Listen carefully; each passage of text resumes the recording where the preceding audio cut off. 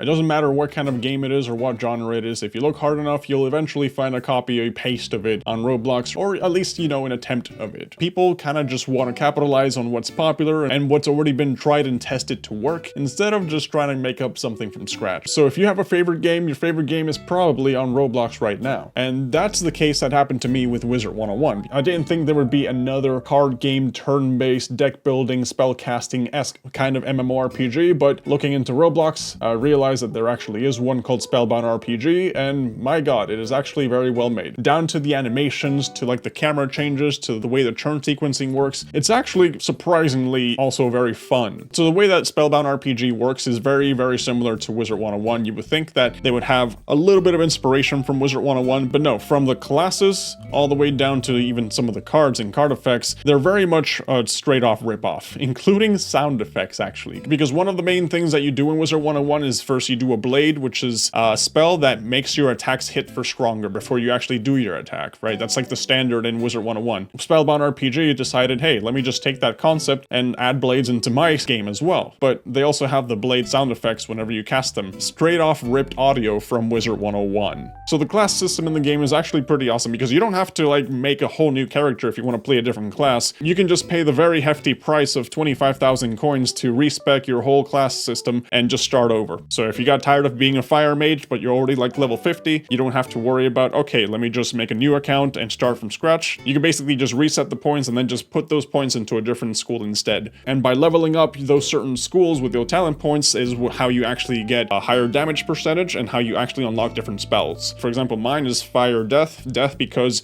you do damage while you heal, and fire of course because fire cool. And so the overall game mechanics of Spellbound really remind me of Phantasy Star Online, for example, right? Because Wizard101, you start off in your tutorial section and you go from there to Wizard City to the next area, so it's like very linear. You're always going from one to the other to the other. Meanwhile, Spellbound RPG, I don't know if it's actually laid out this way because of an intended purpose or if it's just like limitations on the Roblox engine. I'm not a Roblox game developer, so I don't know how it works, but I can't imagine that making a game like this on Roblox is easy by any means. But there's basically a main central hub, and then the main central hub is where you exist, it's where the quest handler exists, it's where the shop is. That's basically where everyone hangs out, and then you split off from there into groups of 4, and you go from there to the dungeons, and then the dungeons are divided by levels. So level 1 to 10 you have one dungeon, 10 to 20 you have another, and sometimes you have to go back to the same dungeon to either collect something different, or there's monsters that spawn but only at different difficulties, which by the way I should mention that the dungeon itself is separated into like different difficulties, right? So if you're level 1 you can only do beginner difficulty, and then when you get to like level 3, level 5, level 7, that's when you can start going to medium, hard, and like eventually boss difficulty, right? So some monsters only spawn in like hard difficulties, the boss obviously only spawns in boss difficulty, and the way the quest system works really holds your hand throughout all that process because you start off with, hey, go to the dungeon and collect the easy stuff, hey, go to the dungeon and kill the easy monsters, okay, but now kill the hard monsters, okay, now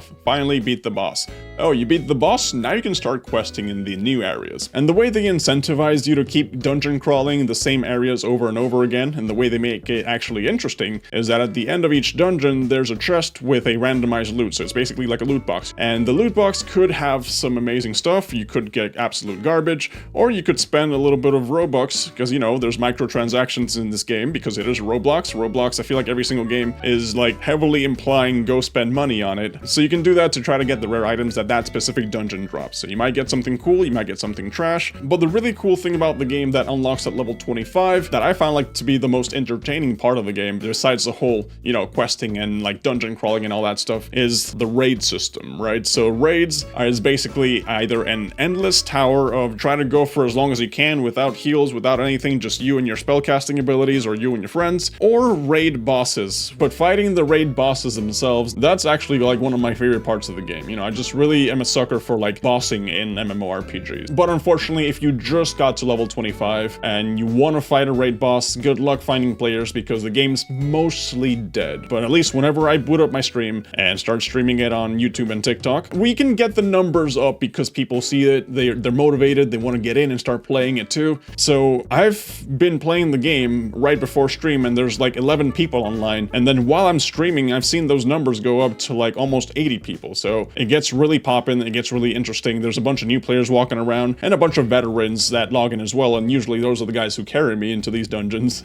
So for Spellbound RPG, even though it's a Roblox game, even though it's a knockoff, even though it's a blatant copy-paste with some differences in the story and like the game mechanics, it's surprisingly fun. It's surprisingly very enjoyable, and I'm the guy who tries to go to Roblox thinking I'm gonna hate this game. And unfortunately, I keep finding a couple of games that I'm just like, wow, actually, this is kind of good. I can't hate this game. It's actually kind of good. So the solo player experience in Spellbound RPG, which is probably what you'll find if you start playing the game right now, is, you know, still enjoyable, right? Because you still got the dungeon crawling, you still got the questing, there's a bunch of cosmetics to farm for, and the PvP obviously can be fun for like one fight or two. But the overall aspect of wanting to like play a Roblox game if you don't want to play Wizard101 or you can't afford Wizard101, Spellbound RPG, I'd say it's a pretty good alternative, right? It's not the worst that's out there in the world. It's definitely not groundbreaking, it's definitely not revolutionary. It'll actually keep you wanting to come back to it afterwards, so at least there's that going for it, because I know there's a bunch of games out there, not even Roblox games, like actual fully priced games that you just pick up once, you play it,